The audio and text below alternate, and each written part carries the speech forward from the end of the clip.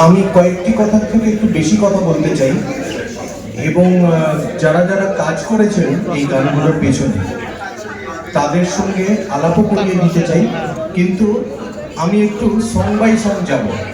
মানে আমার ইচ্ছে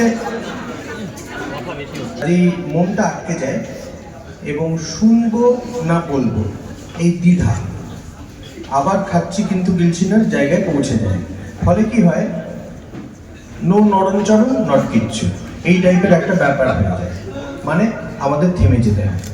যাই হোক, যেটা বলছিলাম সেটা হচ্ছে যে আমি চাইবো সুজয় যে গানগুলো ধরে ধরে, মানে এক একটা গান আমরা চালাবো, আনুষ্ঠানিকভাবে চালাবো, এটা তো চলছিলই, অলরেডি প্রকাশিত এবং আপনারা তো শুনেইছেন অনেকে, কিন্তু তবু আনুষ্ঠানিকতা যেখানে আছে সেখানে আমরা, এবং গোটা টিম মেম্বার্সরা যেখানে আছেন, ঋতুটি এসছেন, এসে পড়বেন, বাকিরা রয়েছি আমরা, এবং তাহলে আমাদের একটু গানগুলো চালিয়ে চালিয়ে শোনাও দরকার, যেহেতু আজকে মিউজিক রিলিজ হচ্ছে, তো সেটা করব।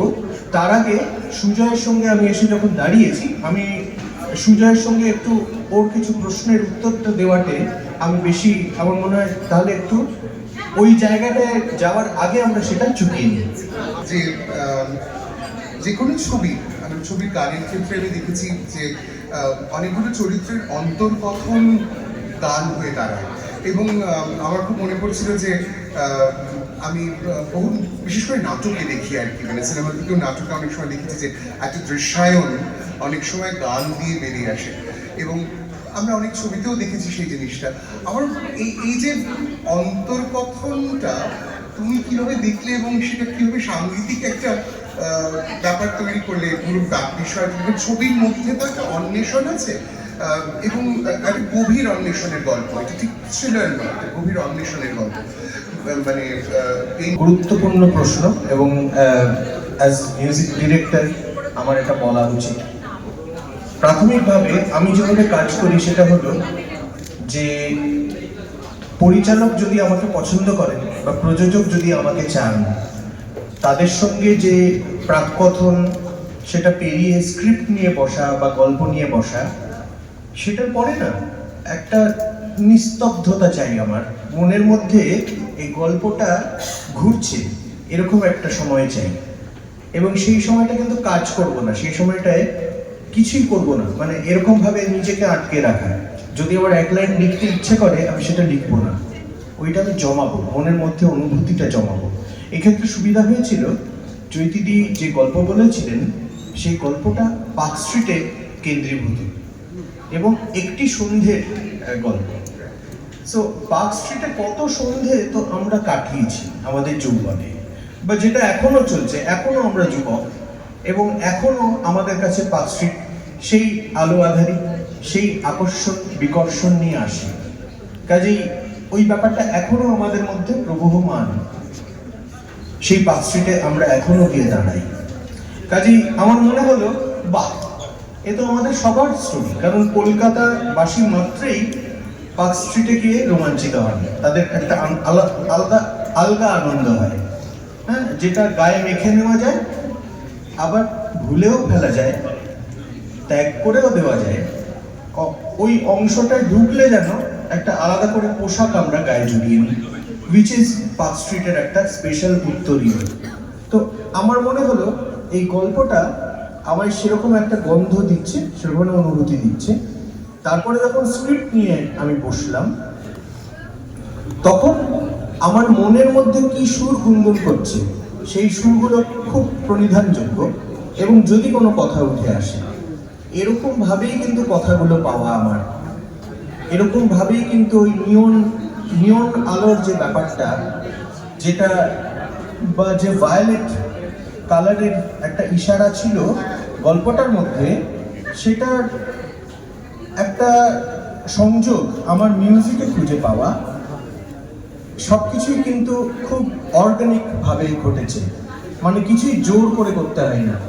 এবং আমি যে গানগুলো, বেশ অনেকগুলো করে আমি গানের লিরিক পাঠাতে থাকি তখন, এবং ঠিক যেগুলো আমার নিজের পছন্দ ছিল সেইগুলোই নেভারমাইন্ড মিউজিক টিম এর যারা সদস্য ছিলেন, একটা হোয়াটসঅ্যাপ গ্রুপ, তারা সেইগুলোই তারা পছন্দ করেছিলেন, যার জন্য ঠিক আমার প্রথম চয়েসগুলো, অনেকে বলে না যে আমি গান নিয়ে বসলাম, তারপর সব এটা বাতিল হয়ে যাচ্ছে, তারপর আরেকটা বাতিল হয়ে গেল, তারপর আরেকবার বাতিল হলো, বাতিল হতে হতে হতে হতে আমরা পেয়ে গেলাম।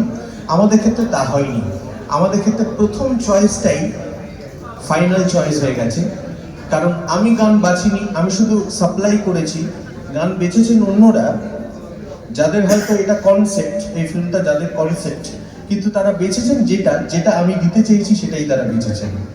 সো এইভাবেই বলা যায় যে আমাদের একটা সুন্দর যোগসূত্র তৈরি হয়েছে, একটা সঠিক মেলবন্ধন হয়েছে, যার জন্য আজকে চৈতিটি যখনই ক্যামেরার সামনে আসছেন উনি বলছেন যে আমার প্রথম ফিল্মের প্রাণ হলো এর গান।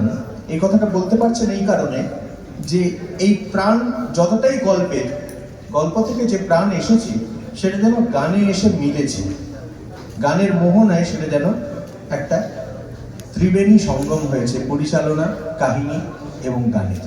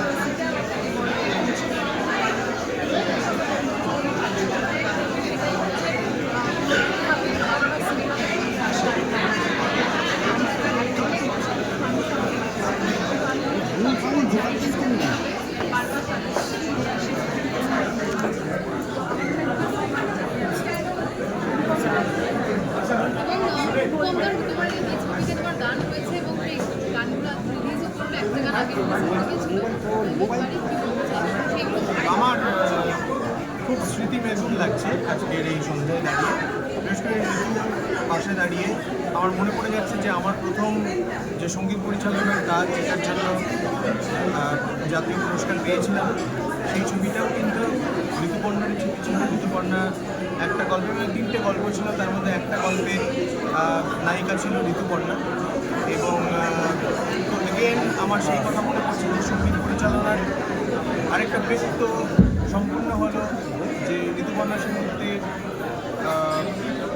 প্রেজেন্টেশনে একটা ছবি বা প্রডিউস করা একটা ছবি, তাতে সঙ্গীত পরিচালক হিসেবে আবার আমি ফিরে এলাম অনেকদিন পরে। এটা একটা খুব বড় পাওয়া।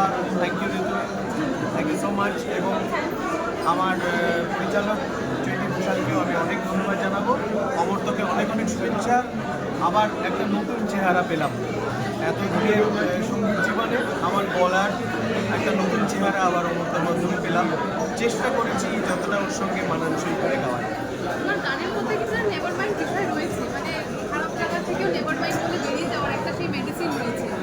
তার কারণ হচ্ছে যে যার গান শুনে আমি রক মিউজিকে সিরিয়াসলি এসেছিলাম, কার্ডকোবেন, নির্বাণা, তাদের নেভারমাইন্ড তাদের জীবনে একটা খুব বড় সংকট, সেটা সবাই জানে। এই কথাটা রূপম দা যে কথাটা